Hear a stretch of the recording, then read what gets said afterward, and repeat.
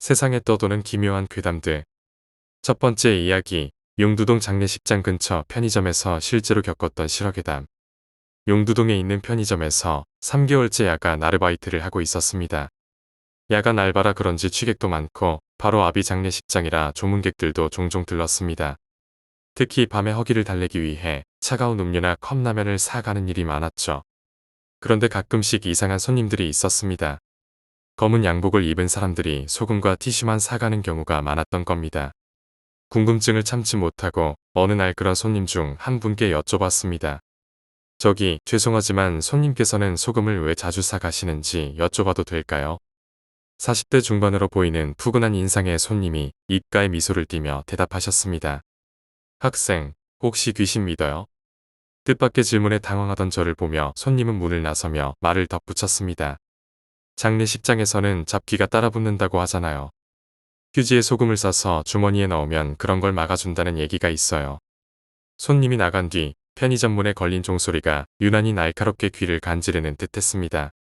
그리고 그날은 제가 편의점 알바를 시작한 이후 최악의 날이었습니다. 워크인이라고 하죠. 냉장고 안 음료수를 채우는 야간 알바의 주요 업무입니다. 그날도 평소처럼 워크인을 하고 있었는데 편의점 문에 걸린 종소리가 울렸습니다. 손님이 온 줄 알고 나가봤지만 아무도 없었습니다. 혹시 손님이 잠깐 들어왔다가 다시 나간 건가 싶어 밖을 둘러봤지만 주변에는 아무도 없었습니다. 뭐지? 그냥 바람에 문이 흔들렸나? 그렇게 넘기고 다시 냉장고 안으로 들어갔습니다. 음료수 포장지를 뜯어 채우려던 찰나 갑자기 사무실 문이 끼익하고 닫히는 소리가 들렸습니다. 그 순간 온몸에 소름이 돋았습니다. 문은 분명히 고리에 걸어두고 들어왔는데 말이죠. 그제야 사무실 안 오른쪽 위에 있는 CCTV가 눈에 들어왔습니다. 불 꺼진 사무실 안에서 혼자 서 있는 제 모습이 화면에 비치고 있었습니다. 정말 섬뜩했습니다. 저는 사무실 문을 열고 뛰쳐나왔습니다. 편의점 계단에 앉아 머리를 감싸쥐며 심호흡을 했습니다. 결국 그날은 점장님께 이런저런 사정을 말씀드리고 워크인을 끝내지 못했다고 솔직히 전했습니다. 그러자 점장님은 차분하게 말씀하셨습니다. 여기서 야간 알바를 한 친구들이 다 똑같은 얘기를 했어요. 문이 저절로 닫힌다거나 편의점 종소리가 혼자서 울린다거나. 점장님의 말이 끝나자마자 다시 한번 편의점 문에 걸린 종소리가 딸랑 울리는 소리가 들렸습니다. 그 순간 저는 얼어붙고 말았습니다. 점장님의 말을 듣고 저는 그날 편의점에서 일어났던 모든 일이 머릿속에서 계속 맴돌았습니다. 이후에도 이상한 일들이 이어졌습니다. 그날 이후로도 편의점 문에 걸린 종소리는 이상하게 자주 울렸습니다. 특히 손님이 없는 한적한 시간대에 종소리가 들릴 때가 많았습니다. 종소리가 들릴 때마다 저는 밖으로 나가 확인했지만 주변에는 아무도 없었습니다. 처음에는 단순히 바람 때문이겠거니 했습니다. 하지만 문이 완전히 닫힌 상태에서도 종소리가 울리는 일이 반복되면서 점점 의심이 커졌습니다. 심지어 어느 날은 종소리가 끊임없이 울려댔습니다. 마치 누군가 문을 열고 닫기를 반복하는 것처럼 말이죠. 그날 이후 저는 야간 근무 중 종소리를 듣는 것만으로도 심장이 두근거렸습니다. 어느 날 밤 점장님께서 CCTV를 확인해보라며 저를 불렀습니다. 전날 제가 근무하던 시간의 녹화 영상이었습니다. 화면 속에서는 제가 냉장고 쪽으로 가는 동안 편의점 문이 천천히 열리고 닫히는 장면이 포착되어 있었습니다. 그런데 문제는 문이 움직이는 동안 주변에는 아무도 없었다는 겁니다. 바람이라기에는 문이 너무 부드럽게 열리고 닫혔습니다. 그리고 문이 닫힌 직후 편의점 중앙에 있는 계산대 쪽에 희미한 형체가 나타났다 사라졌습니다. 점장님은 아무 말도 하지 않았지만 표정이 굳어 있었습니다. 시간이 지날수록 정체를 알 수 없는 손님들이 자주 나타나기 시작했습니다. 어느 날은 한 남자가 새벽 2시쯤 편의점에 들어왔습니다. 그는 검은 정장을 입고 있었고 얼굴은 창백했습니다. 그 남자는 아무 말 없이 편의점 안을 빙글빙글 돌아다녔습니다. 물건을 사지도 않고 마치 무언가를 찾는 것처럼 말이죠. 저는 무언가 이상하다는 생각이 들어 그에게 말을 걸었습니다. 손님, 혹시 찾으시는 물건이 있으신가요? 그 남자는 제 질문에 아무 대답도 하지 않았습니다. 대신 갑자기 편의점 문 쪽을 향해 고개를 돌렸습니다. 그러더니 천천히 문을 열고 나가버렸습니다. 문제는 그가 나간 뒤에도 편의점 종소리가 계속 울렸다는 겁니다. 한밤중에 편의점 진열대에서 물건들이 혼자서 떨어지기 시작했습니다. 특히 음료수 진열대에서 페트병들이 줄줄이 쓰러지는 일이 잦았습니다. 한 번은 계산대 위에 올려둔 상품이 갑자기 바닥으로 떨어졌습니다. 누가 건드린 것도 아닌데 말이죠. 저는 이 모든 일이 단순한 사고라고 생각하기 어려웠습니다. 어느 날은 진열된 소금과 휴지가 아예 사라져버렸습니다. 저는 점장님께 보고했지만 CCTV를 확인했을 때도 범인은 보이지 않았습니다. 단지 진열대 앞에서 갑자기 그림자가 스쳐 지나가는 것만 보였을 뿐입니다. 그림자는 분명 사람이 아닌 이상한 형태였습니다. 긴 머리처럼 보이는 것이 아래로 늘어져 있었고 발은 바닥에서 약간 떠 있었습니다. 가장 소름 끼쳤던 경험은 한밤중에 들렸던 낮은 목소리였습니다. 진열대 정리를 하다가 갑자기 제 뒤에서 누군가 거기서 뭐해? 라고 말하는 걸 들었습니다. 놀라서 뒤를 돌아봤지만 아무도 없었습니다. 하지만 분명히 누군가 말했습니다. 목소리는 아주 차갑고 또렷했습니다. 그 이후로도 야간 근무 중 종종 알 수 없는 목소리를 들었습니다. 때로는 제 이름을 부르는 것 같았고 때로는 무언가를 중얼거리는 소리 같기도 했습니다. 가끔은 소리가 너무 가까워서 정말 누군가 바로 옆에 서 있는 듯한 느낌이 들 정도였습니다. 이상한 일들이 계속되면서 저는 편의점에서의 일들을 꿈에서도 겪기 시작했습니다. 꿈속에서 저는 항상 편의점 안에 갇혀 있었고 문이 열리지 않았습니다. 그리고 어둠 속에서 뭔가가 천천히 다가오는 모습이 보였습니다. 그 존재는 점점 가까워지다가 갑자기 사라지곤 했습니다. 꿈에서 깨어날 때마다 저는 식은땀을 흘리고 있었습니다. 결국 점장님께 이 모든 일을 털어놓았습니다. 그러자 점장님은 편의점이 위치한 장소에 대한 이야기를 해주었습니다. 편의점이 서 있는 자리는 과거의 공동묘지였다고 했습니다. 장례식장과도 가까운 데다 묘지가 철거된 뒤 이 자리에 편의점이 들어섰던 겁니다. 점장님은 예전에 이곳에서 일하던 아르바이트생들이 하나같이 이상한 경험을 했다고 말했습니다. 심지어 어떤 직원은 알 수 없는 존재를 실제로 보았다고도 했습니다. 마지막으로 그만두다. 결국 저는 그 편의점을 그만두기로 결정했습니다. 그곳에서 겪었던 모든 일들이 더는 견딜 수 없었기 때문입니다. 편의점을 떠난 이후로는 이상한 일은 일어나지 않았습니다. 하지만 지금도 가끔 용두동을 지나칠 때면 그 편의점이 머릿속에 떠오릅니다. 저는 두 번 다시 그곳에 발을 들여놓고 싶지 않습니다. 두 번째 이야기, 귀신이 붙었다. 작년 이맘때였습니다. 새로운 인터넷 사업을 구상하느라 바쁜 나날을 보내고 있었습니다. 지금까지 해온 일들이 영 실적이 좋지 않았고 이번에는 꼭 성공해 보겠다고 나름대로 고심하던 중이었습니다. 그러던 어느 날 오랜만에 고등학교 동창과 고깃집에서 만나 저녁을 먹었습니다. 그런데 그 녀석이 웬 영능력자라고 하는 사람과 함께 온 겁니다. 호기심에 저는 이번 사업이 잘 풀릴 것 같냐고 한번 물어봤습니다. 영능력자는 고개를 한쪽으로 갸우뚱하더니 이렇게 말했습니다. 당분간은 무슨 일이 있어도 잠을 잘 때 손을 베개 밑에 넣고 자라. 저는 잠버릇이 아주 고약하다며 난감한 표정을 지었고 그는 그럼 장갑이라도 끼고 자라고 했습니다. 이유를 밝히지 않은 채 이해할 수 없는 조언만 해주었습니다. 당시 저는 솔직히 말해 지푸라기라도 잡고 싶은 심정이었습니다. 뭔가 우습다는 건 알았지만 그날부터 잠자리에 들 때마다 장갑을 끼고 손을 베개 밑에 숨겼습니다. 그렇게 한 달, 두 달, 세 달이 흘렀습니다. 시작한 사업은 그럭저럭 잘 풀려나갔고 최소한 지속적인 밥벌이는 할 수 있을 정도였습니다. 며칠 전 동창 녀석을 다시 만났을 때 가볍게 술을 한잔하며 그때의 일을 물어봤습니다. 그날 아무리 물어봐도 이유를 안 알려줬잖아. 혹시 넌 뭐 들은 거 없어? 녀석은 그런 거 알아 뭐하냐. 사업 잘 풀리면 됐지. 하고 넘어가려 했지만 제가 하도 집요하게 물고 늘어지니 그제야 답해 주었습니다. 영능력자가 말하길 그때 제 주위에 남자 영가 하나가 머물고 있었다고 합니다. 그리고 이런 영상이 그의 뇌리를 스쳤다고 했습니다. 제가 잠든 사이에 그 영가가 제 손금을 훤히 읽고 있었다는 것입니다. 지난 사업들의 실패와도 관련이 있었는지는 정확하지 않지만 영가가 입이 귀에 걸릴 만큼 웃으며 제 손바닥을 유심히 들여다보는 모습에서 이번에도 제 운명에 무슨 장난을 칠 의도가 보였다고 했습니다. 이젠 사라졌을 거야. 단순히 한번 놀려먹으려고 너한테 잠시 붙어 있었던 거래. 동창 녀석은 위로라도 하듯 그렇게 마무리했지만 나에게 그런 것이 붙어 있었다니 이미 술맛은 다 떨어져 버린 뒤였습니다.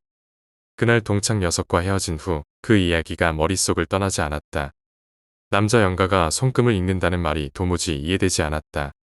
사업은 순조롭게 진행되고 있었지만 그 이야기가 떠오를 때마다 등골이 오싹해졌다. 며칠 후 잠을 자던 중 이상한 꿈을 꿨다. 꿈속에서 나는 방 한가운데 서 있었고 눈앞에 모호한 그림자가 서 있었다. 그 그림자는 손을 뻗어 내 손목을 잡고 무언가를 중얼거리기 시작했다. 나는 몸을 움직일 수 없었고 그림자의 얼굴이 점점 또렷해졌다. 희미한 남자의 얼굴이었다. 그는 나를 보며 비웃는 듯한 표정을 지었다. 잠에서 깼을 때 식은땀이 온몸을 적셨다. 나는 잠시 멍하니 천장을 바라보다 본능적으로 베개 밑에 손을 넣어 보았다. 그곳엔 아무것도 없었다. 다음 날부터는 일상에서 기묘한 일들이 발생하기 시작했다. 책상 위에 올려둔 물건들이 사라졌다가 엉뚱한 곳에서 발견되거나 집안에서 설명할 수 없는 발소리가 들렸다. 처음엔 단순히 내가 피곤해서 헛것을 본다고 생각했다. 그러나 시간이 지날수록 이 기이한 현상은 점점 더 빈번해졌다. 어느 날 밤 나는 잠들기 직전이었다. 불을 끄고 누워있는데 갑자기 침대 옆에서 낮은 목소리가 들렸다. 잠들었어? 심장이 얼어붙는 듯한 느낌이었다. 나는 확실히 혼자였고 누군가가 내 방에 있을 리 없었다. 움직이려 했지만 몸은 마치 돌처럼 굳어 있었다. 목소리는 다시 들렸다. 왜 장갑을 벗었어? 나는 그제야 깨달았다. 몇 주 전부터 장갑을 끼는 걸 잊고 있었다. 순간 내 귀 옆에서 웃음소리가 울렸다.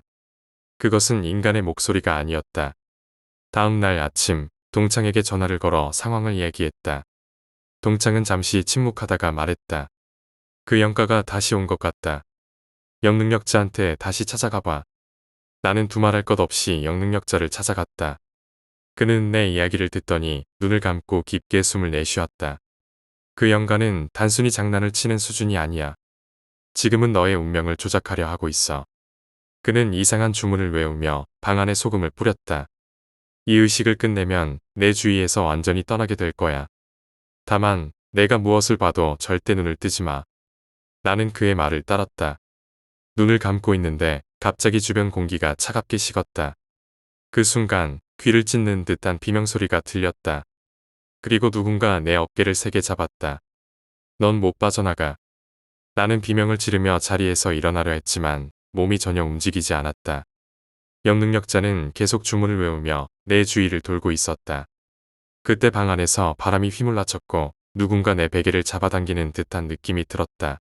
갑자기 모든 소리가 멈췄다. 영능력자가 말했다. 끝났다. 이제 더 이상 너에게는 오지 않을 거야. 하지만 나는 그가 거짓말을 하고 있다고 느꼈다. 그날 이후 나는 한동안 아무 일 없이 지낼 수 있었다. 그러나 얼마 지나지 않아 다시 꿈속에서 그 그림자를 보게 되었다. 그는 이번에는 말이 아닌 행동으로 나를 위협했다. 내 손목을 비틀어 내 손금을 억지로 읽으려 했고 나는 꿈속에서도 저항할 수 없었다. 눈을 뜨고 나면 손목이 욱신거렸고 손바닥엔 붉은 자국이 남아 있었다. 이제 나는 그저 그 존재가 떠나기를 바라며 하루하루를 버텨다. 그러나 그가 떠나지 않았음을 알기에 잠드는 것이 점점 두려워졌다. 세 번째 이야기, 실제로 겪었던 괴담들. 국민학교 시절의 염소와 귀신 목격. 국민학생 때 우리 집 옆마당에는 염소를 키웠어. 네모난 누리를 만들어 안에서 키우고 있었지. 어느 날 낮에 동생들과 염소우리 근처에서 아버지를 도우며 잡일을 하고 있었는데 갑자기 염소가 매에 하고 울었어. 그 소리에 염소를 쳐다봤는데 사람 같은 게 염소우리를 반바퀴 돌더니 집 뒤쪽으로 순식간에 사라졌어. 납득이 가지 않는 속도였기에 나도 모르게 누구냐 라고 소리치며 따라가 봤지만 아무도 없었어. 곰곰이 생각해보니 그건 사람이 아니었던 것 같아. 흰 소복을 입고 엉덩이까지 내려오는 장발을 했는데 눈, 코, 입이 없었어. 게다가 몸이 바닥에서 30cm 정도 떠 있었고 그 상태로 날아가고 있었지. 그때 나는 어리기도 했고 대낮이라 빠르게 움직이는 사람 정도로만 생각했어. 귀신이라고는 전혀 상상하지 못했지. 혹시나 해서 엄마에게 누군가 지나갔냐고 물어봤지만 엄마도 아무것도 보지 못했다고 했어. 귀신을 본 거라는 생각이 든 건 시간이 한참 지나고 나서였지. 저녁이 되고 가족들에게 낮에 본 일을 말했더니 동생이 그러는 거야. 형, 그거 우리 집 문에서 나왔는데 알고 보니 내가 보기 전 찰나에 동생이 먼저 본 거였어. 하지만 동생도 낮이라 그걸 귀신이라고는 인식하지 못했던 거야. 내가 이야기를 꺼내자 자신도 봤다고 말하며 깜짝 놀라더라. 그제야 소름이 돋았어. 다행히 귀신과 직접 마주친 건 아니고 지나가는 걸 본 것뿐이라. 공포스러운 감정은 별로 없었지만 다시 생각해보면 마주치지 않은 게 얼마나 다행인지 몰라. 십수년이 지났지만 아직도 그 장면이 생생히 떠올라. 군 시절의 이상한 경험. 군 복무 시절에 진지 공사가 한창이던 때의 일이야. 밤 10시가 취침 시간이었지만 모두 피곤해서인지 바로 잠들지는 못했어. 후임들과 장난도 치고 책도 보다가 12시쯤 되어서야 잠을 청했지. 얼마 지나지 않아 눈을 떴는데 몸이 움직이지 않았어. 흔히 말하는 가위 눌림이었지. 팔다리는 움직일 수 없고 눈알과 목만 간신히 움직일 수 있었어. 몇 번 가위 눌림을 겪어봤기에 무섭다기보다는 눈알만 굴리며 주변을 살폈어. 나는 분대장이어서 분대의 자리 맨 끝에 자고 있었고 눈알을 굴리다 아래 후임이 자는 방향을 봤어. 침상 너머라 잘 보이지는 않았지만 그쪽에서 누군가 시체처럼 팔을 쓰지 않고 앉았다가 다시 팔 하나도 쓰지 않고 눕는 거야. 취침등 불빛 아래에서는 얼굴이 보이지 않았지만 희미하게 보이는 가로줄 무늬 옷이 선명했어. 그 옷은 군에서 볼 수 없는 옷이었지. 의아했지만 다음날 물어보기로 하고 다시 잠을 청했어. 그런데 이번에는 누군가 등이랑 허리를 세게 껴안는 느낌이 드는 거야. 옆에 사람이 없었고 내가 있는 자리와 분대원들이 떨어져 있는 거리를 생각하면 누군가 장난친 것도 아니었어. 숨쉬기가 답답할 정도로 힘이 세졌지만 뒤를 돌아볼 엄두는 나지 않았어. 결국 욕을 내뱉으며 팔을 휘둘렀지만 뒤를 보니 아무도 없었어. 가위도 이런 식으로 여러 단계로 오는 건가? 스스로를 위로하며 다시 잠들려고 했지. 마지막으로 자리에 누웠는데 갑자기 목덜미를 누군가 잡아 벽 쪽으로 빠르게 끌었어. 눈앞에 벽이 다가오자 반사적으로 손으로 벽을 밀어냈고 다시 자리로 돌아왔어. 그 순간 시계를 봤는데 1시를 가리키고 있었어. 불침번 근무자도 보였고 그 사람은 나와 친한 윤병장이었어. 아침이 되자 어젯밤 본 줄무늬 옷과 관련해 분대원들에게 물어봤지만 그런 옷은 없다고 했어. 그 시간에 일어난 기억도 없다고 했지. 그날은 내가 당직이었는데 불침번 근무표를 확인하다가 또 한 번 놀랐어. 1시 불침번이 윤병장으로 되어 있었거든. 꿈속에서 본 그 장면이 사실이었다는 걸 깨달았지. 도대체 어디까지가 꿈이고 현실인지 혼란스러웠어. 1시간 동안 귀신에게 놀아난 것 같아. 아직도 그날의 경험은 잊히지 않아. 네 번째 이야기, 할머니 댁. 초등학교 때였을까. 당시 아무것도 모르는 철부지였던 나는 여름방학을 맞아 아버지 손에 이끌려 어느 시골의 할머니 댁에 내려가게 되었다. 무더운 날씨와 대비되는 에어컨 바람 가득한 차 안에서 나는 상당히 들떠 있었던 것 같다. 아버지가 무슨 이유에서 쫓기듯 그렇게 시골로 내려갔는지. 당시에 나는 알 길이 없었기에 어두운 그들의 표정과 달리 내 얼굴엔 웃음이 가득했었다. 도시에서 살다 처음 나가는 휴가인지라 더욱 그랬던 것 같다. 차는 굽이치는 산길을 돌고 돌아 깊숙한 산중으로 접어들었다. 곳곳에 처진 낙석 방지 철조망이 무엇인지 물어보기도 하고 빙글빙글 산길을 따라 도는 도로의 모퉁이에서 이번엔 어떤 차가 튀어나올지 기대하며 쉴 새 없이 제잘거렸다. 한없이 이어질 것만 같던 도로도 어느새 끝이 났다. 차는 비포장도로에 접어들었다. 과식한 위장만큼이나 심하게 요동치던 그 길을 나는 퍽이나 좋아했었다. 도로 옆엔 수풀이 빽빽하게 서 있어 그 너머에는 과연 어떤 세상이 펼쳐져 있을지 호기심을 자극했다. 바람에 떨어지는 시든 잎들은 소리 없이 차창에 몸을 뉘었고 활짝 열린 창문에선 그들의 속삭이는 소리가 들려오는 듯했다. 하늘이 발갛게 물들일 무렵 불어오는 바람에 나무는 부끄러운 듯 고개를 돌렸다. 바람은 차창 안으로도 들어와 고단한 길에 지쳐있는 내 아버지와 어머니의 이마를 부드럽게 훔쳐주었다. 그리고 나는 그 길에서 보았다. 길게 늘어선 나무들 틈을 비집고 눈부신 빛을 반사하는 작은 연못을 말이다. 세상이 주홍빛으로 물들었음에도 홀로 흰빛을 내뿜는 그 광경에 나는 넋이 나가버렸다. 어느새 정신을 차리고 그것을 자랑하고 싶은 마음에 어머니의 옷자락을 잡아 끌었지만 이미 그 연못은 자취를 감춘 뒤였다. 무엇이 그리도 아쉬웠을까. 어느새 눈물을 흘리고 있는 나를 어머니는 영문도 모른 채 그저 꼭 안아주기만 할 뿐이었다. 내가 울음을 그쳤을 무렵 차는 어느새 마을의 초입으로 접어들었다. 할머니 댁은 마을 입구에 위치해 있어 주변엔 인적이 드물었다. 나무로 만든 문을 밀착 끼익하는 소리가 울렸다. 초인종 같다고 하자 아버지가 나를 보며 씩 웃어주었다. 할머니는 말없이 우리를 맞아주었다. 마당엔 강아지와 고양이가 서로의 어깨를 빌린 채 곤히 잠들어 있었다. 커다란 개는 마치 모두가 제 새끼인 양 축축한 혀로 그들의 몸을 곱게 쓸어주고 있었다. 그날 마루에 앉아 참 많이도 먹었다. 얼음처럼 차가운 수박이라든지 떡이니 과자니 하는 것들을 나는 쉴 새 없이 입 안으로 우겨 넣었다. 연못은 어느새 기억 서랍장 한 구석에 밀어넣은 채 말이다. 계절에 맞지 않게 날씨는 선선했고 모기도 물리지 않았다. 벌레도 울지 않는 고요한 밤. 나는 오랜만에 어머니의 품에 안겨 기분 좋게 잠이 들었다. 뺨을 간지리는 햇살에 눈을 떠보니 그새 해가 중천이었다. 너무 오래 잠들었기 때문인지 몸 여기저기가 쿡쿡 쑤셨다. 이불 옆에 미리 차려놓은 밥상으로 아침 겸 점심을 해결했다. 부모님은 할머니를 따라 밭일을 하러 가신 듯했다. 마루에 걸터앉아 강아지들을 품에 안고 놀았다. 눈치 빠른 고양이들은 어느새 저 멀리 도망간 후라나는 아쉬움의 입맛을 다셨다. 품 안에서 그 조그만 것들은 힘차게 바둥거렸다. 제 어미의 품이 그리워 그러는 것인 줄 몰랐던 나는 그것들을 더욱 힘껏 껴안았다. 새끼들의 끙끙거리는 소리를 들으며 어미는 말없이 내 옆으로 다가와 손목을 핥았다. 따뜻하면서도 간지러운 그 느낌에 나도 모르게 안고 있던 새끼를 풀어주었다. 구속에서 벗어난 새끼들은 다시 지혜로운 어미의 품으로 돌아와 힘차게 젖을 빨아댔다. 나는 내 허리만큼이나 큰 어미 개의 배를 몇 번이고 쓰다듬었다. 담장 너머에서 쏴하고 나무들이 울었다. 바람에 손길이 닿을 때마다 나무들은 서로의 가지를 스치며 그렇게 울곤 했다. 문득 어제 오는 길에 보았던 연못이 생각났다. 어딘지 모르게 아련한 느낌과 슬픔을 안겨주던 그 연못을. 운동화를 꺼내 신고 느긋하게 발걸음을 옮겼다. 차를 타고 올라왔던 길을 되짚어갔다. 오르막과 내리막이 반복되는 울퉁불퉁한 길이었지만 발걸음은 놀랄 만큼 가벼웠다. 밭은 전부 마을 뒤편에 있어 길에는 인적이 없고 고요해 마치 선길을 걷는 듯했다.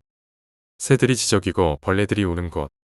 나무와 풀이 서로의 몸을 비비며 비밀을 속삭이던 길에서 인간은 오로지 나 하나뿐이었다. 발걸음을 옮길 때마다 운동화 밑창에선 뽀드득뽀드득 자갈들이 제잘거렸다. 미약하게 뿜어내는 내 숨소리는 물줄기가 섞이듯 자연스럽게 그들과 동화되어 갔다. 마치 구름 위를 떠 있는 듯 그들이 노래를 멈출 때까지 나는 인적 없는 길에 취해 그렇게 걸었다. 얼마나 걸었는지 알 수 없었다. 어느 순간 주위가 적막에 휩싸였다. 그제야 어제 보았던 나무들 틈 사이에 내가 서 있다는 걸 알았다. 곱게 허리를 편 이름 모를 나무들 사이로 예의 그 연못이 보였다.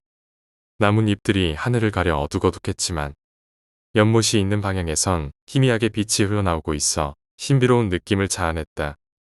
나도 모르게 발걸음을 떼었다. 빽빽하게 앞을 가로막고 선 잡초들은 손을 대자마자 옆으로 몸을 뉘이며 길을 내주었다. 대지의 고운 살갗에 희미한 발자국을 남기며 연못을 향해 한 걸음 한 걸음 다가갔다. 연못이 가까워 올수록 시위는 점점 밝아졌다. 이윽고 연못에 다다르자 시원한 청량감이 폐부 깊숙이 찔렀다. 숨을 크게 들이쉬며 고개를 하늘로 향했다. 온몸에 전율이 일었다. 기껏해야 저녁 무렵일 줄 알았건만 어느새 하늘엔 별이 총총 떠 있었다. 그제야 나는 알았다. 연못은 낮 동안 고이 품어두었던 햇살을 조금씩 풀어내며 외롭게 밤을 밝히고 있었다는 것을. 다리를 오므린 채 물가에 쭈그려 앉았다. 물은 수정처럼 투명했지만 그 끝을 알 수 없을 만큼 깊어 보였다. 한 가지 특이한 점이 있다면 고기가 한 마리도 보이지 않았고 그 흔한 물풀 하나도 자라고 있지 않았다. 연못은 비추엔 아무것도 품을 생각이 없는 모양이었다. 연못의 중앙엔 누군가 서 있었다. 뒤돌아 있었지만 허리까지 내려오는 긴 머리칼과 하늘하늘 거리는 재질의 옷차림으로 미루어 볼 때 아마 여자일 것이라 짐작했다. 그리고 그녀는 나를 부르고 있었다. 그녀는 아무 말도 하지 않았다. 단지 서 있을 뿐이었다. 하지만 나는 그녀가 나를 부르고 있음을 알았다. 그녀의 목소리는 귀가 아닌 가슴을 통해 더욱 깊숙이 전해졌다. 싱거운 운동화를 벗은 채 물에 발을 담가 보았다. 짜릿한 한기가 발끝을 타고 전신으로 퍼져나갔다. 그리고 난 나방이 불빛에 이끌리듯 천천히 그녀를 향해 다가갔다. 물이 발목까지 잠겼다가 금방 무릎까지 차오른다. 그런데도 그녀는 여전히 멀리 있었다. 걸음을 내디딜수록 그녀는 더욱 멀어졌다. 어쩐지 서글퍼졌다. 엉덩이까지 몸이 잠겼을까. 그냥 주저앉아 버렸다. 그리곤 차가운 물에 고개를 처박은 채 눈을 감아버렸다. 눈을 감아도 그녀가 보였다. 의식 속에서 온 힘을 다해 그녀에게 다가갔다. 이제야 비로소 근처까지 다가왔다. 여자가 천천히 고개를 돌린다. 하지만 눈이 흐려진다. 얼굴이 보이지 않아. 힘을 잃고 추락하는 새처럼 몸이 늘어지는 것을 느꼈다. 그녀가 내 옆에 들어눕는 것이 느껴졌다.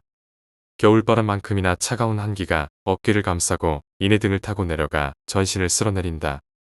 금방이라도 혈관이 얼어붙을 것 같지만 마음은 그 어느 때보다도 평온했다.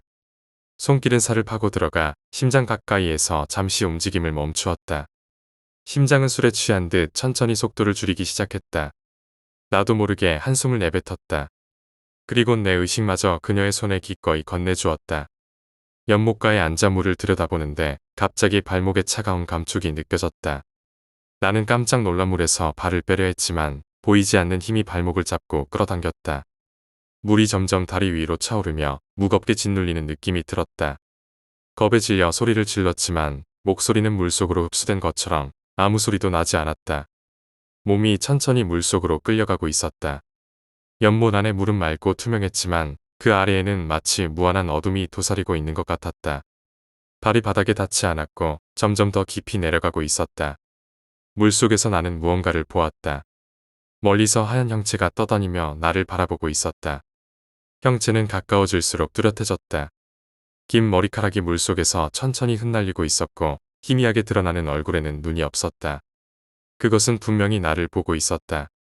물속에서 숨이 막혀 몸부림치려 했지만 팔과 다리가 전혀 움직이지 않았다. 그 순간 형체가 내 얼굴 앞까지 다가왔다. 얼굴은 형체 없는 어둠처럼 텅 비어 있었고 입만이 희미하게 열렸다. 입에서 나온 검은 연기가 물속에서 퍼지며 내 주위를 감싸기 시작했다. 숨을 쉴 수 없는데도 목이 조여오는 느낌이 들었다.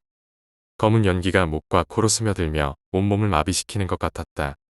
그 순간 머릿속으로 알 수 없는 음성이 들려왔다. 그것은 말이 아니었다. 속삭임 같으면서도 울부짖는 소리였고 고통과 분노가 섞인 끔찍한 감정이 느껴졌다. 나는 그 소리가 여기서 나가라는 뜻임을 본능적으로 알 수 있었다. 그러나 몸은 움직이지 않았다. 검은 연기가 내 몸 안으로 더 깊숙이 스며들자 나는 점점 의식을 잃어갔다. 마지막으로 기억나는 것은 하얀 형체가 내 얼굴 가까이에서 멈추고 갑자기 얼굴 전체가 벌어지며 안에서 끔찍한 형상이 튀어나온 장면이었다. 나는 정신을 잃고 말았다. 눈을 뜨니 할머니 댁이었다. 내 몸은 차가운 물수건으로 덮여 있었고 주변엔 가족들이 걱정스러운 표정으로 나를 지켜보고 있었다. 몸을 일으키려고 했지만 팔다리에 힘이 들어가지 않았다. 할머니가 낮은 목소리로 말했다. 거긴 가지 말라고 했는데. 할머니의 목소리엔 분명한 두려움이 담겨 있었다. 그날 밤 나는 다시 잠들 수 없었다. 눈을 감으면 연못 속에서 보았던 형체와 검은 연기가 떠올랐다. 심장이 뛰는 소리가 너무 크게 들려 귀를 막아도 소용이 없었다. 그날 이후로 나는 이상한 일이 벌어지기 시작했다. 집안에서 혼자 있을 때마다 누군가가 뒤에서 나를 지켜보고 있는 듯한 느낌이 들었다. 밤이면 창문 밖에서 이상한 소리가 들려왔다. 처음엔 나뭇가지가 바람에 부딪히는 소리라고 생각했지만 곧 누군가가 창문을 긁는 소리라는 것을 알게 되었다. 창문을 열어 확인하려 했지만 이상하게도 손이 떨려 열 수 없었다. 그러던 어느 날 거울 속에서 이상한 형체를 보게 되었다. 나는 분명히 혼자였지만 거울 속에는 내 뒤에 서 있는 형체가 있었다. 긴 머리와 하얀 옷, 그리고 텅 빈 눈. 나는 비명을 지르며 뒤돌아봤지만 아무도 없었다. 다시 거울을 보니 형체도 사라지고 없었다. 그날 이후로 거울을 볼 수가 없었다. 방의 거울을 치워도 어딘가에서 계속 그 형체가 나타나는 것 같았다. 형체는 점점 더 자주 나타났다. 심지어 가족들이 있는 곳에서도 내가 혼자 있을 때처럼 똑같은 형체가 보였다. 누군가가 나를 따라다니고 있었다.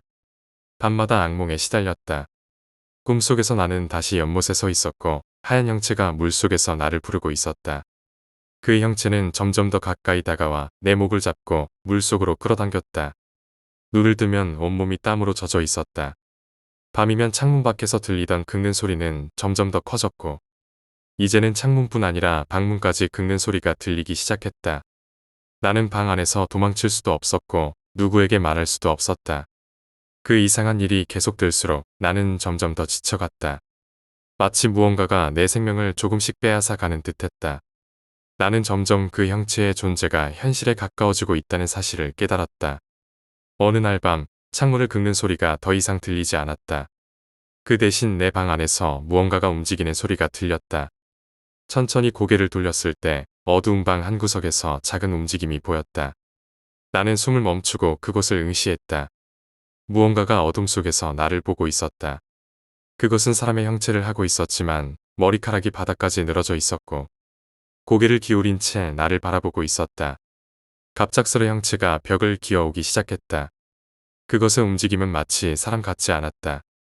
빠르게 벽을 기어올라 천장으로 사라졌다. 그 순간 나는 몸을 움직일 수 없었다. 온몸이 굳은 듯 움직이지 않았고 숨을 쉬는 것조차 힘들었다. 천장에서 나는 천천히 들려오는 긁는 소리에 나도 모르게 고개를 들어 올렸다. 그 형체가 천장에 매달려 내 바로 위에 있었다. 형체는 나를 내려다보며 손을 천천히 내밀었다. 나는 비명을 지르려 했지만 목에서 소리가 나오지 않았다. 그 손은 내 얼굴 가까이로 다가왔고 차가운 감촉이 느껴졌다.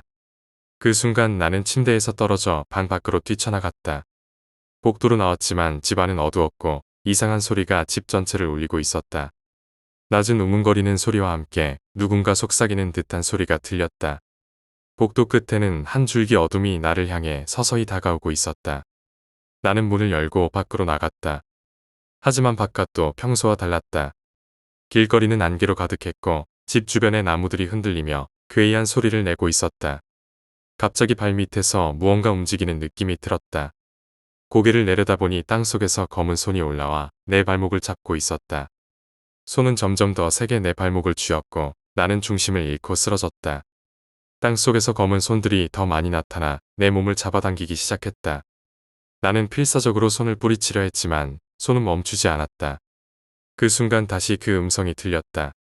너는 돌아오면 안 된다. 나는 땅속으로 끌려가기 직전에 눈앞이 하얗게 변하며 의식을 잃었다. 눈을 뜨니 나는 병원 침대 위에 누워 있었다. 주변에는 가족들이 있었고 나는 의식을 되찾은 것을 느낄 수 있었다. 하지만 몸은 아직도 움직이지 않았고 온몸이 무거웠다. 그때 의사가 들어와 말했다. 정말 다행입니다. 환자는 며칠 동안 의식이 없었어요. 하지만 나는 가족들에게 아무 말도 할 수 없었다. 그저 형체가 다시 나타날 것만 같은 두려움이 온몸을 감싸고 있었다. 이후에도 나는 평범한 삶으로 돌아가려 했지만 연못에서 시작된 악몽은 나를 끝까지 따라다녔다. 나는 다시는 그 연못 근처로 가지 않았다. 하지만 그녀는 여전히 내 주변에 있다는 것을 알 수 있었다. 어둠 속에서, 거울 속에서, 그리고 꿈속에서 그녀는 계속해서 나를 바라보고 있었다. 나는 평생 그 연못과 그녀의 존재에서 벗어나지 못할 것을 직감했다. 그리고 그녀는 언젠가 나를 다시 데려갈 것이다. 그날이 언제일지는 모르겠지만 그녀가 내 곁에서 떠나지 않는 이상 나는 결코 자유로울 수 없을 것이다. 5번째 이야기, 전원. 안녕하신가? 그렇게 놀랄 필요는 없어. 난 그냥 당신과 잠깐 이야기를 나누고 싶어 찾아온 것뿐이니까. 내가 누구냐고. 그것 또한 알 필요가 없을 뿐더러 굳이 알려주지 않아도 내 이야기를 끝까지 듣는다면 알게 될 거야. 이런 짜증 내지 말고 그냥 내 말을 조용히 들어봐. 내가 한 가지 물어보지. 너는 지금 이 생활에 만족하나? 하루하루 반복되는 일상에 너보다 많이 산 사람들은 밥그릇 좀 더 비워봤다고 너한테 성내기 일쑤고 너보다 어린 것들은 쥐뿔도 모르면서 너한테 바락바락 대들고 그 사이에 끼어서 하루하루를 잉여생활로 버텨가는 지금 이 무료한 생활에 만족하느냐 이 말이야. 설마 죽기 위해 산다 혹은 어쩔 수 없다라고 생각한다면 당장 집어치워. 물론 죽기 위해 산다는 말은 맞는 말이기도 하지. 무슨 말인지 모르겠다고. 내 말을 끝까지 들어보면 알 수 있을 테니 걱정 마. 넌 변태라는 말의 의미를 알고 있나? 이 변태 새끼야 할 때 그 변태 말고 이 사람아. 내가 그 이야기를 하려고 여기까지 왔겠나. 이제야 말이 좀 통하는구먼. 유충이 짧은 시간 동안 엄청난 변화를 거쳐 성충으로 변화하는 과정. 혹은 어떤 개체가 짧은 시간 동안 엄청난 변화를 거쳐 새로운 개체가 되어가는 과정을 말하지. 근데 혹시 이거 알고 있나? 변태 전의 개체와 변태 후의 개체는 전혀 선천적 혹은 후천적인 연관관계가 성립하지 않는다는 걸 한 연구 결과는 말해준다더군. 성충이 되지 않은 나비의 애벌레를 매일 같은 시간, 같은 루트를 통해 먹이가 있는 곳으로 인도해서 나중에는 자기가 혼자 찾아갈 수 있을 만큼 반복적인 훈련을 시켰다는 거야. 그래, 마치 파블로프의 개처럼 말이야. 그런데 이상하게도 이 애벌레가 변태 단계를 거쳐 나비로 변한 뒤에는 그러한 후천적인 학습은 나비에게 그 어떤 영향도 미치지 못했다는 거야. 마치 처음에 애벌레와는 다른 개체인 것처럼 먹이를 가지러 가는 시간도 먹이가 있는 공간도 알지 못했지. 신기하지 않은가? 하지만 놀라운 것은 이뿐만이 아니지. 또 다른 실험에서도 아주 흥미로운 사실이 발견되었어. 아직 불완전 변태를 거치지 않은 지네를 데려와 2개의 다리를 끊어버린 후에 그 지네가 변태를 거쳐 하나의 마디를 추가할 때까지 기다렸다고 하는군. 얼마 후 탈피를 거친 지네는 끊어진 다리를 다시 생성해내었지. 하지만 주목할 점은 그 다리의 쓰임새였어. 지네는 그 다리를 전혀 사용하지 않았어. 아니 못한다고 해야 옳은 거겠지.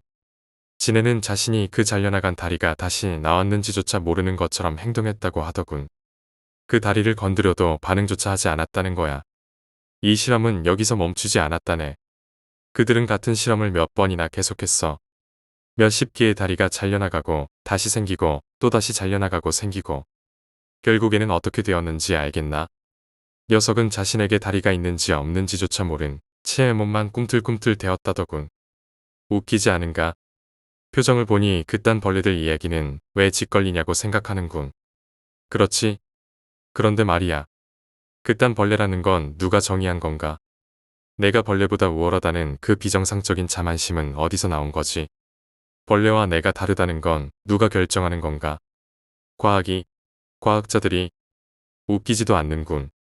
인간은 자기들이 생각하기에 고작 70에서 80년밖에 살지 못한다고 생각할 거야. 겨우 그 정도의 삶을 살면서 무슨 근거로 벌레와 인간의 메커니즘이 다르다고 말할 수 있는 거지. 니들이 그렇게 웃겨하는 하루살이의 인생은 그들에게 있어서 몇 백 년과 같지. 그런 맥락으로 보면 내가 보기에도 너희들의 인생은 하루살이와 다를 바 없다. 중요한 이야기니까 여기서부터 똑똑히 들어. 너 같은 잉여인간들이 잘 들어야 할 내용이니까 말이야. 인간도 똑같아. 인간도 벌레들처럼 변태를 하지. 뭐라고? 변태는 단기간에 일어나는 거라고. 그래 단기간이지. 매미의 유충에게는 땅속 생활 몇 개월이 자기 인생의 90%를 육박한다. 단기간이라는 건 도대체 누구의 시각이지? 너희 인간들은 자신들이 다른 개체의 맨 윗 먹이사슬이라고 생각하면서 왜 자신들보다 위에 있는 존재에 대해 생각해보지 않는 건가? 이런. 내가 또 흥분했군. 어쨌든 요지는 80년 정도도 어떻게 보면 짧은 기간에 불과하단 말이야. 그렇다면 변태는 어떻게 진행되는 걸까? 그래 맞아. 지금 내가 생각하고 있는 바로 그것. 죽음으로써, 죽어서 시체가 됨으로써, 그것이 썩어 없어짐으로써 넌 변태를 하게 되는 거지. 정말 죽으면 그만이라고 생각한 건가? 천국이나 지옥이 정말 사후세계니 어쩌니 하는 건 줄 알았는가? 지금 너의 팔과 너의 다리를 한번 봐봐. 제대로 붙어 있나? 제대로 작동하는가? 너의 몸속 장기들은 활발하게 운동하고 있는가? 만약 그렇다면 지금의 현실은 변태 전의 천국이었겠군. 이상하지? 너희들이 들었던 사실과는 다르지. 착하면 천국 가고 나쁜 짓 하면 지옥 간다. 그건 어떤 개자식들이 지어낸 말인 건지는 모르겠지만 웃음도 안 나오는 생각이야. 천국이란 그저 사지 멀쩡하게 변태한 상황을 말하는 것뿐이다. 너희 말에 따르자면 70평생을 번뇌와 고통 속에서 살아온 것에 대한 잠시간의 보상일 뿐이지. 그들은 처음으로 다시 돌아가 어렸을 때의 편안함을 누릴 수도 있고 자신들의 성공을 위해 다시 한번 인생을 리셋할 수도 있지. 그렇다면 지옥이란 무엇일까? 그래, 내가 괜히 지네 이야기를 한 게 아니야. 내가 만약 전생에서 팔을 다쳤다고 해보자. 그래서 쓸 수 없게 되거나 이상이 찾아왔어. 그렇다면 넌 이번 생애에 팔 병신으로 태어나거나 기형아로 태어나거나 하는 거야. 그걸 보고 지옥이라고 하는 거지. 70평생을 그 장애 때문에 지옥같이 살아왔는데 다시 태어나도 그것이 리셋되지 않는 거지. 이제 웃기지. 천국과 지옥이라는 게 얼마나 무책임하고 비도덕적인지 알게 되었나? 전생에 착한 일을 하고 못한 일을 하고는 아무 상관이 없어. 그저 약육강식. 전 단계에서 피해를 최소한으로 줄인 개체만이 좀 더 강한 미래를 영유할 수 있다는 방식. 또한 너희들이 가장 좋아하는 방식이기도 하지. 자, 그렇다면 지금 내가 해야 할 일은 뭘까? 앞으로도 난 착한 일을 했으니 천국 갈 거야라는 되지도 않는 소리를 짓걸리면서 인생을 살 것인가? 어디를 다칠지 알 수 없는, 얻을 게 하나 없는 인생 게임을 계속해 나갈 것인가? 만약 그러다가 다치기라도 하면, 사고라도 나면, 넌 그 고통을 그 장애를 매 생애마다 버텨낼 자신이 있는가? 아마 없을 거다. 한 100년 살기도 어려워하는 너희 종자들에게 억겁의 시간을 고통 속에서 보내라는 건 너희들이 말하는 지옥보다 더 두려운 것이라는 걸 내가 잘 아니까. 그렇다면 어떻게 해야 하냐고. 당연한 거 아닌가? 지금 빨리 죽어서 더 나은 개체로 변태하면 될 거 아닌가? 남들이 다치고 다치면서 자신들의 생명을 갉아먹을 때 너는 일찍 변태함으로써 그들의 우위에 서는 거지. 어때 너의 꿈 아니었나? 남들 앞에서 강한 자로 군림하는 것. 윤회라는 것도 별거 아니지. 죽음이라는 것도 사실 별거 아니야. 오히려 좋은 거지. 더 나은 개체로 발전하는 하나의 과정이니까.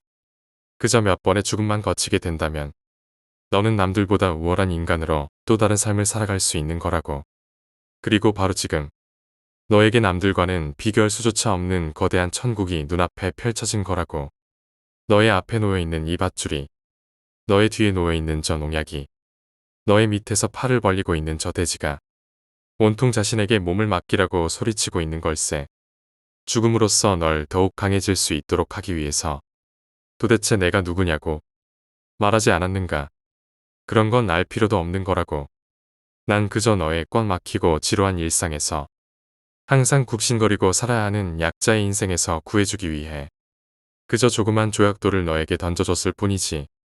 그 조약돌의 파문을 손으로 막은 채 작은 연못 속에서 살 것인지 파문을 따라 너의 인생을 더 넓은 바다로 개척해 나갈 것인지는 순전히 너의 몫일 뿐이다.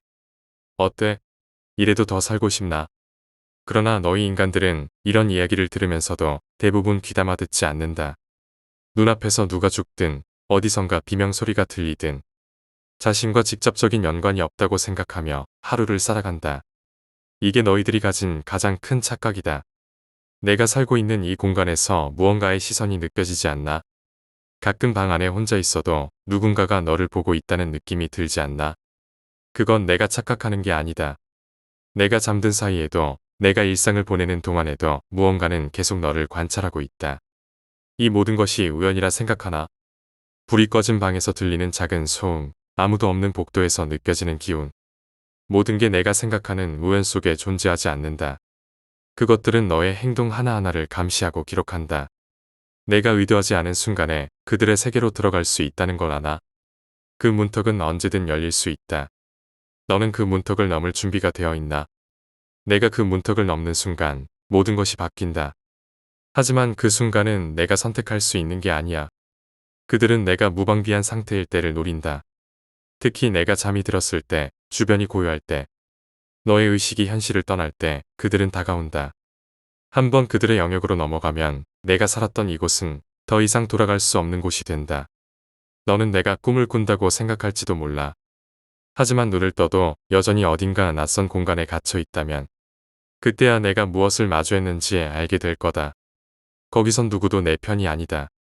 내가 방 안에 혼자 있을 때, 혹은 한밤중에 화장실을 가기 위해 어두운 복도를 지나갈 때, 그들은 이미 내 주변에 와 있다. 너는 귀찮다는 이유로 불을 켜지 않겠지. 하지만 어두운 복도 저 끝에서 느껴지는 작은 움직임이 너를 쫓아온다면, 그땐 아무리 발버둥 쳐도 이미 늦은 거다. 그들이 너를 알아봤다는 증거다. 그들은 빠르지 않다. 내가 보지 않는 순간, 시야에서 벗어난 순간, 그때 조금씩 다가오는 것이다. 처음엔 소리로 신호를 보낸다. 너는 그저 쥐 소리라거나 건물의 구조적인 소음이라면 넘길 것이다. 그러나 내가 알아차리지 못하는 순간, 그들은 내 바로 뒤에 와 있을지도 모른다. 혹시 한 번쯤 거울 속의 자신이 진짜 자신인지 의심해 본 적 있나?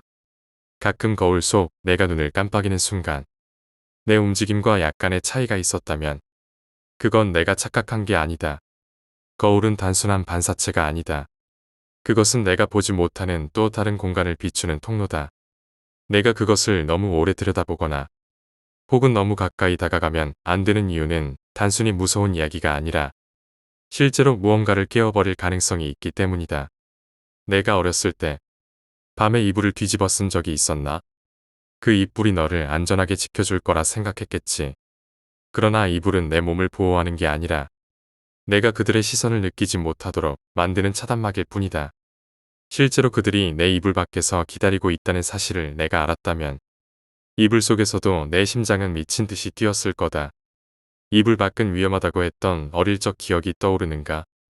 사실 그 말은 농담이 아니다. 이불 밖은 그들이 기다리는 공간이다. 너의 손끝이, 발끝이 조금이라도 밖으로 삐져나올 때 그것은 너를 끌어내리려는 신호로 작용할 수 있다. 그들이 원하는 건 내가 끝까지 공포에 사로잡힌 상태에서 움직이지 않는 것이다. 움직임은 내가 아직 살아있음을 증명하는 행위다. 그들이 노리는 건 너의 정지 상태다. 내 몸이 얼어붙은 순간 그들은 그제야 움직인다. 혹시 어릴 적 방에서 혼자 놀다 느꼈던 낯선 시선은 기억나나? 누군가 너를 보고 있다는 강렬한 느낌. 하지만 아무리 뒤를 돌아봐도 아무것도 보이지 않았던 그 경험. 사실 그 시선은 내 착각이 아니었다. 너의 기억 저편에 묻혀버린 낯선 얼굴이나 형체는 어쩌면 그때 내가 분명히 보았지만 너의 뇌가 너를 보호하기 위해 억지로 지워버린 흔적일 수 있다. 밤중에 들리는 작은 소음은 항상 자연적인 원인이라고 단정 짓지 마라. 특히 반복적으로 같은 시간대에 같은 방향에서 들려오는 소음은 단순한 우연이 아니다. 그 소리는 너를 유인하려는 신호다. 한 발자국씩 다가가면 너는 알게 될 것이다. 그들이 내 시야에서 감추고 싶었던 진짜 모습이 무엇인지. 혹시 방 안에서 기묘한 냄새를 느껴본 적 있는가? 평소에는 나지 않던 찝찝한 냄새. 혹은 살짝 탄 듯한 냄새. 그것은 내가 숨쉬는 공간에 그들이 있다는 증거다. 그 냄새는 그들이 남긴 흔적이다. 이 흔적은 절대 우연히 나타나는 것이 아니다. 그들이 내 공간에 완전히 자리 잡았다는 신호다. 가끔 느껴지는 이상한 감각. 가령 누군가 살짝 스쳐간 듯한 느낌이 든 적 있나? 그건 절대 너의 착각이 아니다. 그들은 내 주변을 서성이다. 내가 방심한 틈에 닿으려 한다. 특히 내가 꿈속에서 무언가를 만지는 기분이 들었다면 그건 내가 꿈에서만 느낀 것이 아닐지도 모른다. 내 몸에 흔적이 남아있다면 그때는 이미 늦었다. 한밤중에 들리는 발소리. 특히 규칙적이지 않고 불규칙적으로 울리는 발소리는 그들이 내가 알아차렸는지 테스트하는 과정이다. 내가 그 소리를 무시하고 그대로 잠들었다면 그들은 더 가까이 다가오려고 할 것이다. 하지만 그 소리를 따라가는 순간 너는 그들의 함정에 빠지는 거다. 이 발소리는 항상 너의 방향으로 향한다. 절대로 멈추지 않는다. 혹시 그림자가 이상하게 움직이는 걸 본 적 있나? 특히 내 방 안에서 아무리 눈을 비벼도 벽에 투영된 그림자가 평소와 다르게 느껴질 때 그건 빛의 문제가 아니다. 그 그림자는 너를 따라온 존재가 남긴 흔적이다. 그들은 빛과 어둠을 통해 너의 존재를 흉내내고 그들이 내가 의심하지 않도록 조종한다. 하지만 어느 순간 그 그림자가 내 움직임과 다르게 움직인다면 너는 이미 눈에 보이지 않는 그들과 같은 공간에 있는 것이다. 혹시 공기 중에서 느껴지는 갑작스러운 온도 변화가 있었나? 갑작스러운 찬 기운 혹은 뜨거운 열기가 순간적으로 느껴진다면 그건 너를 감싸는 공간에서 그들이 활동하기 시작했다는 신호다. 특히 이 온도 변화는 내가 가장 약한 순간, 즉 잠에서 깨거나 졸음에 취해 있을 때 강렬해진다. 내가 온도 변화의 이유를 찾으려 한다면 너는 이미 그들에 의해 조정당하고 있는 것이다. 기억해라. 내가 머무는 공간은 완전히 안전하지 않다. 문을 잠그고 창문을 닫아도 그들은 이미 내가 숨쉬는 공기 속에 스며들어 있다. 내가 아무리 철저히 대비해도 그들이 원하는 순간 내 곁에 나타날 것이다. 그들은 내가 저항할 수 없는 방식으로 다가온다. 어떤 이는 소리를 통해, 어떤 이는 냄새를 통해, 또 다른 이는 너의 시야를 왜곡하는 방식으로. 그들이 사용하는 모든 방식은 너의 방어를 허물기 위한 첫 단계다. 어두운 골목길에서 너를 따라오는 발소리를 들어본 적 있나? 내가 멈추면 멈추고 내가 걸음을 재촉하면 더 빨리 다가오는 소리. 그 소리는 너를 향한 단순한 장난이 아니다. 그들은 내가 멈추기를 기다린다. 내가 뒤를 돌아보거나 그 자리에서 몸을 움츠린 순간 그들이 기다리던 기회가 되는 것이다. 너는 그것들이 보이지 않는다고 해서 그들이 존재하지 않는다고 착각하지 말아야 한다. 그들은 항상 내 주변에 있다. 내가 그들을 느낄 수 없다면 그건 내가 아직 그들의 시야에 들어가지 않았기 때문이다. 하지만 그들이 너를 발견한 순간 그들은 천천히 그러나 결코 멈추지 않고 다가올 것이다. 너는 피할 수 없다.